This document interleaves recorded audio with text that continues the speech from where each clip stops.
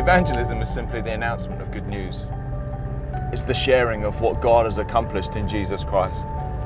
And at some point, if somebody's going to become a follower of Jesus, then this message will need to be shared with them. But it's rare that a conversation starts there. In fact, I often wonder how many spiritual conversations happen after 100 that are just ordinary.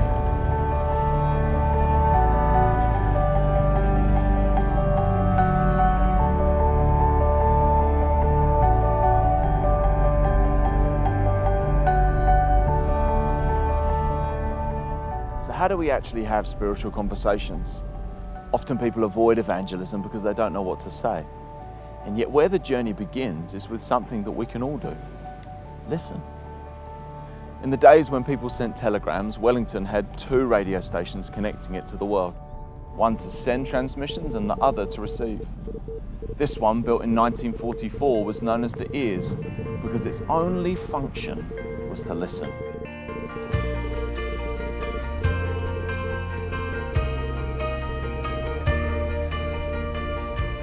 In Acts 17, we find Paul in Athens preaching to the locals, but it didn't start with words.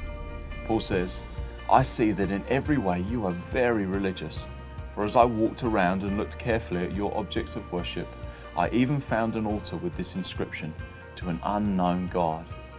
At first, Paul was quiet and simply looked. He was trying to work out what they believed and valued and trusted. For us, people may not have physical objects to show what they worship. But if we're willing to simply listen and become interested in people's lives, what they believe in and what they value will become evident. This kind of active listening also shows a respect for others that lays a great foundation for a spiritual conversation.